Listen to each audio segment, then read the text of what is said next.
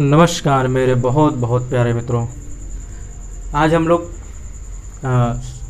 एक टॉपिक के बारे में चर्चा करेंगे जो होगा शुद्ध राष्ट्रीय उत्पाद।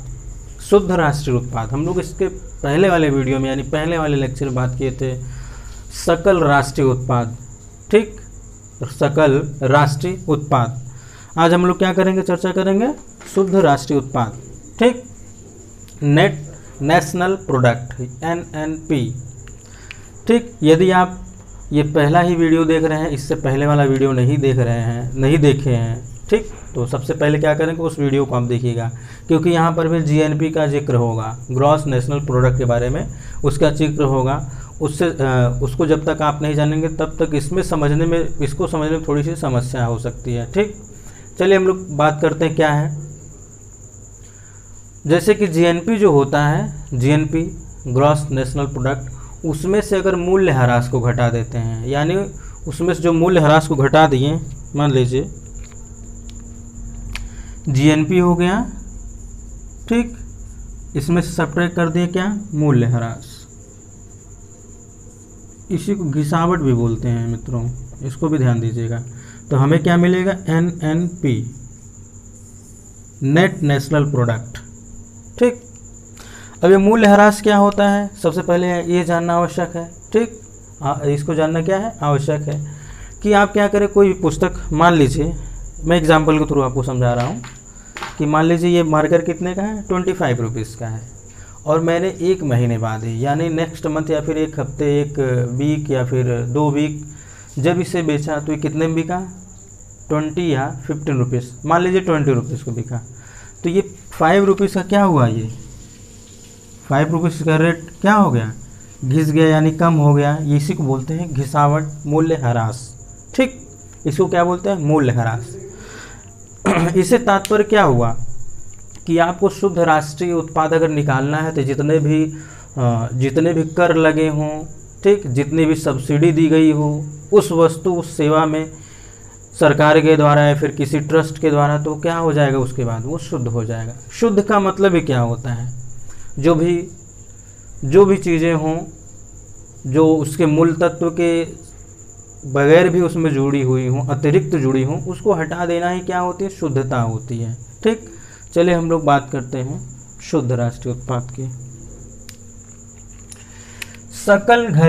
सकल राष्ट्रीय उत्पाद में से मूल्य ह्रास को घटाने के बाद जो आय बचती है उसे किसी अर्थव्यवस्था में शुद्ध राष्ट्रीय उत्पाद कहते हैं। जैसा कि मैंने ये फार्मूले के थ्रू आपको समझाया है। ठीक, क्या है शुद्ध उत्पाद, शुद्ध राष्ट्रीय उत्पाद की गणना किस पे होती है, बाजार मूल्य। बाजार मूल्य के बारे में हम लोग चर्चा किए थे, मौद्रिक मूल्य को ही कहते हैं।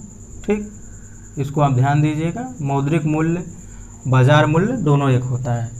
इस प्रकार बाजार मूल्य में अप्रत्यक्ष कर तथा सहायकी को ही क्या बोलते हैं, सब्सिडी, इंग्लिश में सब्सिडी को घटाया जाता है। मैंने कहा ना, कोई भी वस्तु हुई अगर उसका शुद्ध राष्ट्रीय उत्पाद निकालना है तो जितने भी कर और सब्सिडी दिए गए हैं, प्रोवाइड किए हैं, और जितने कर उसमें लगाए हुए हैं, इनडायरेक्ट टैक्स लगता है, कोई भी वस्तु आप खरीदते हैं उसमें इनडायरेक्ट टैक्स अटैच रहता है, आप न चाहते हुए भी उस टैक्स को क्या करते हैं, पे करते हैं, तो उसको भी क्या करना पड़ता है, सब्ट्रैक्ट करना पड़ता है। ठीक, मान लीजिए एक उदाहरण के थ्रू, किसी उत्पाद का उत्पादन करने के लिए कितने रुपए खर्च हो रहे हैं, 1000 रुपीज़, 1000 रुपये। ठीक, और सरकार क्या कर रही है, उसमें 300 रुपये सहायकी दे रही है। क्या दे रही है, 300 रुपये यानी 300 रुपीज़ क्या कर रही है, वो सब्सिडी दे रही है। तब आपको ये सोचना है कि इसका शुद्ध राष्ट्रीय उत्पाद क्या होगा, इस वस्तु का, यानी जिस वस्तु के उत्पादन करने के लिए 1000 रुपीज़ लगाए जा रहे हैं, इन्वेस्ट किए जा रहे हैं। ठीक, और उसमें जो है सब्सिडी सरकार दे रही है 300 रुपीज़ यानी 300 रुपये। तब क्या होगा इसमें, 1000 में से अगर हम 300 अगर सब्ट्रैक्ट करते हैं, 1000 में से 300 घटाते हैं तो 700 बचता है, यानी 700 उस वस्तु का क्या कहलाएगा, शुद्ध राष्ट्रीय उत्पाद कहलाएगा। एक बार फिर से समझिएगा इस उदाहरण को ही समझ लेंगे तो कन्फ्यूजन दूर हो जाएगी। मान लीजिए कोई वस्तु है, उसको उत्पादन करने में जो है इन्वेस्टमेंट करना पड़ रहा है 1000 रुपीज़, 1000 रुपये। सरकार ने क्या कर दिया, 300 रुपये आपको क्या कर दिया, उस वस्तु के उत्पादन करने के लिए 300 रुपये आपको सब्सिडी दे दिया, सहायकी दे दिया। तो अगर वो सहायकी दे दिया सरकार ने, तो अगर आप टोटल जो आपका इन्वेस्टमेंट था यानी कि 1000 रुपये का, अगर उसमें से आप 300 रुपये घटा देते हैं, तो 300 रुपये घटाने के बाद जो 700 रुपये आपको प्राप्त होंगे वही होगा उस वस्तु का शुद्ध राष्ट्रीय उत्पाद कहलाएगा। ठीक, शुद्ध राष्ट्रीय उत्पाद कहलाएगा। मूल्यह्रास क्या होता है? सॉरी, वस्तुओं एवं सेवाओं के उत्पादन की प्रक्रिया में प्रयुक्त की जाने वाली साधनों, संपत्तियों, ठीक, भवन, मशीनों, औजारों आदि के मूल्य में गिरावट।